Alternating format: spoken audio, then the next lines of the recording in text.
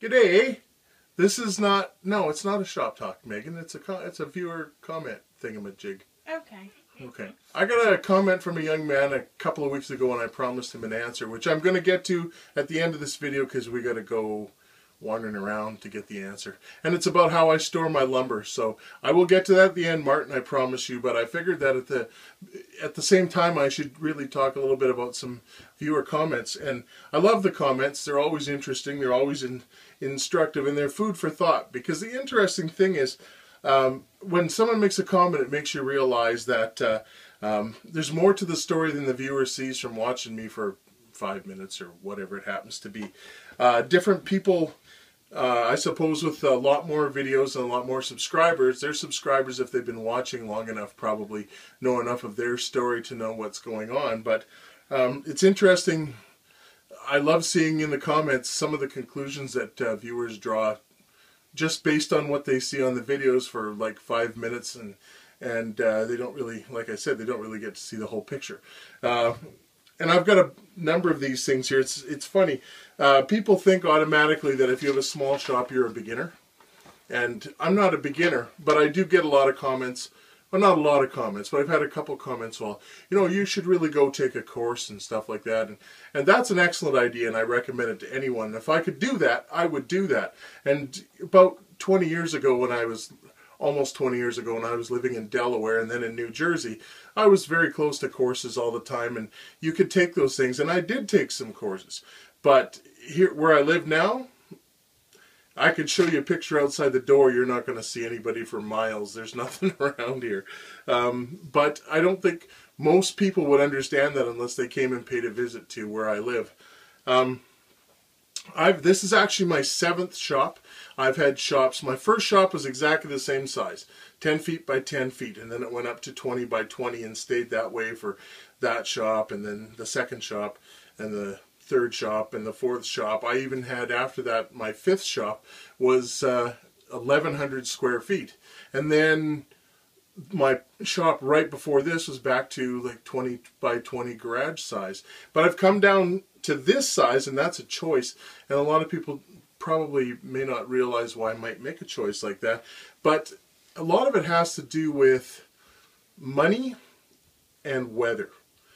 And really, in the situation that I'm in, I prefer to have no debts. So here where I live now, I have no debts. I don't owe anybody anything. I have the shop, I have the tools, and I don't owe anybody any money. So that's one thing. And the second thing is, I mean, it's, what is it, Megan? September the 4th? Yeah. And it's, I think, 8 degrees outside. That's 8 degrees Celsius, not Fahrenheit. But that's still pretty darn cold for the Labor Day weekend. I mean, when I go outside, I'm going to put a coat on. Pretty soon, we're going to have snow, and the temperatures are going to get a lot colder. By the time November starts, we could be at minus 40. And minus 40 is the same at centigrade or Fahrenheit, so I mean, that's pretty darn cold. And this shop, this 10 foot by 10 foot shop here, is heated to room temperature all year round, and it's only heated with one of those Marvin radiant heater units. And it costs me just about nothing to keep this shop heated. So it is a choice. It's not because I'm a beginner and I'm just starting out. It's because I choose to spend less on my hobby than what I may have done in the past. I mean, I get lots of comments of people that like what I've done, dozens of them. I've got dozens and dozens of comments of people that are really happy with what they see here because they either have a small shop or that's what they're going to start with.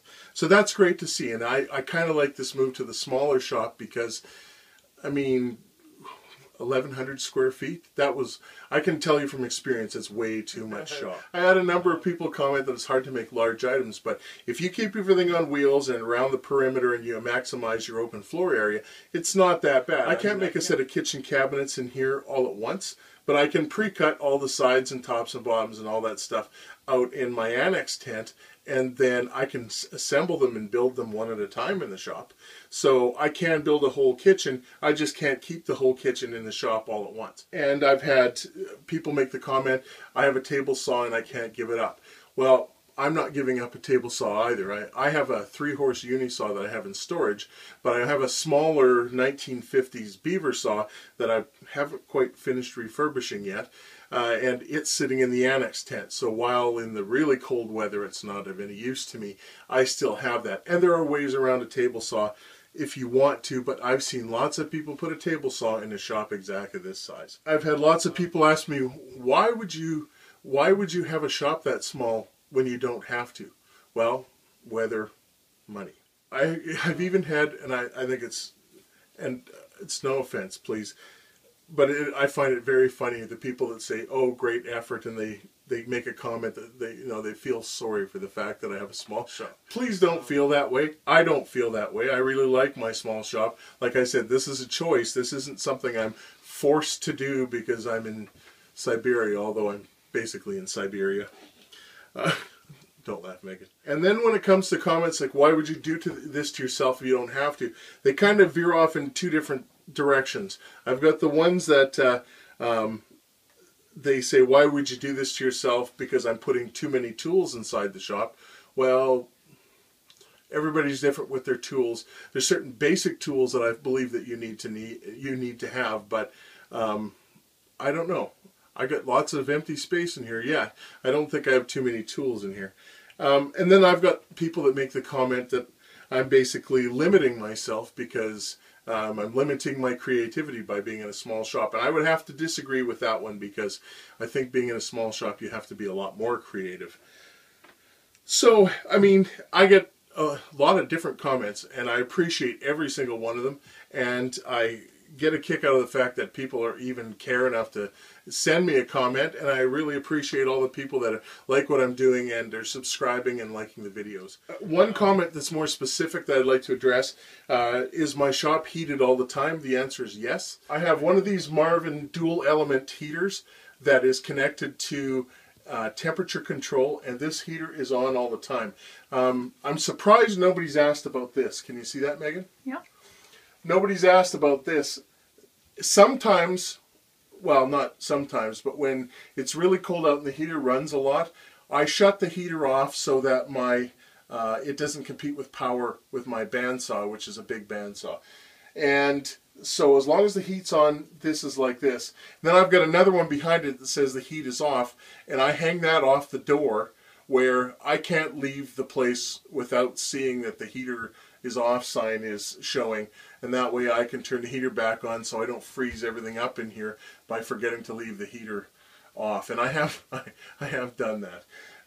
But basically this dual element heater, that will keep this place at room temperature all year long, and with the temperature control unit that I have, and that's in another one of the videos, one of the shop tour videos.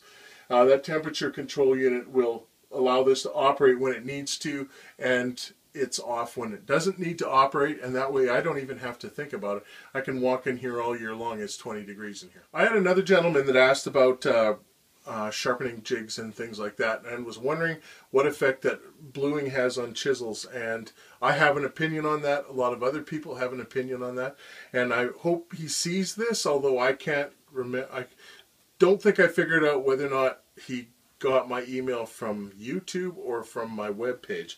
However, if you are watching, the bluing on the chisels, in my opinion, changes the tempering on the chisels. The bluing is a sign that the metal was overheated while you were grinding it, and it will make it so that your metal does not hold an edge the way that it should hold an edge. And you can grind the blue off, but you have to be careful how you do it. And there's 3 different ways that I can suggest to you how to keep from getting bluing on your chisels. Number 1 is the cheapest, and that is to keep a pot of water next to the grinder, and you can grind a little bit, cool it off, grind a little bit, cool off.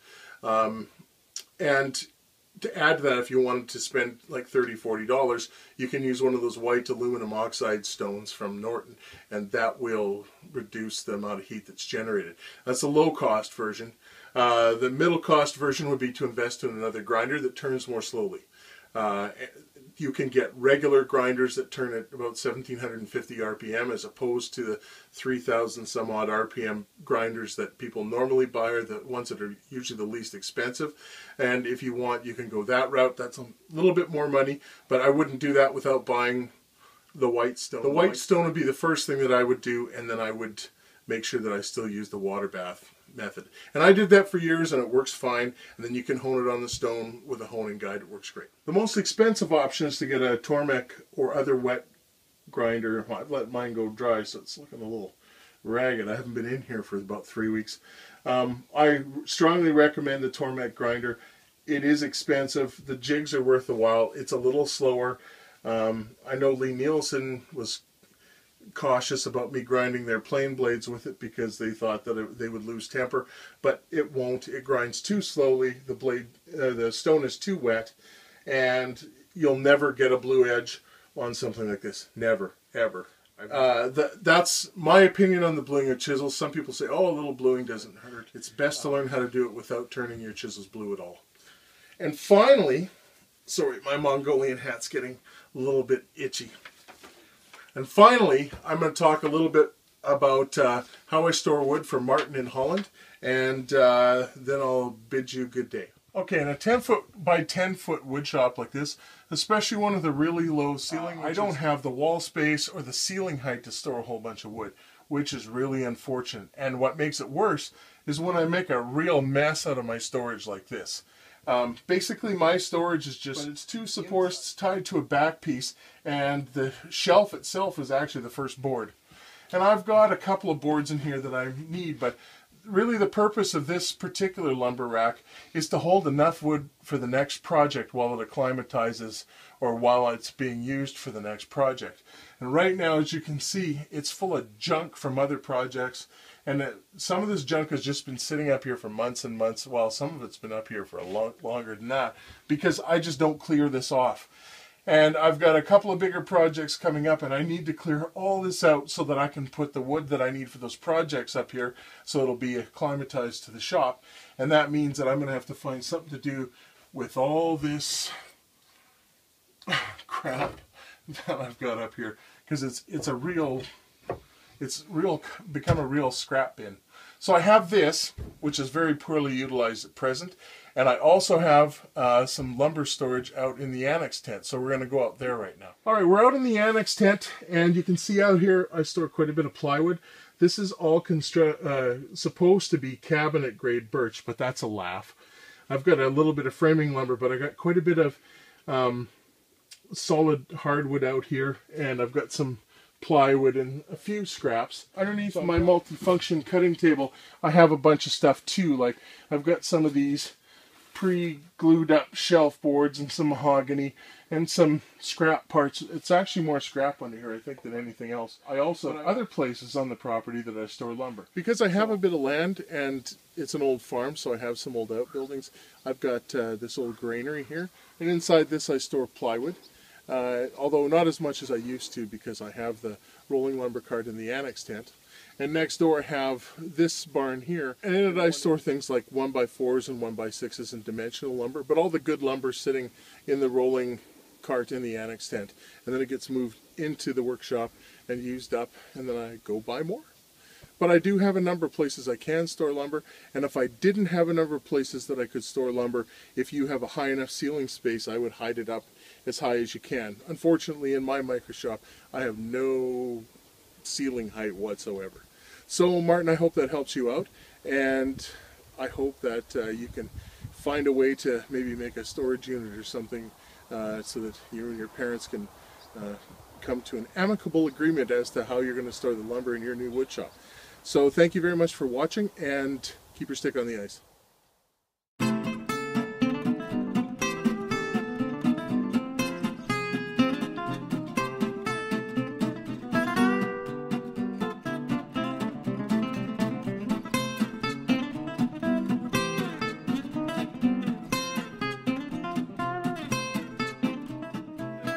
Beef milk! Beef milk. It's beef. It's milk.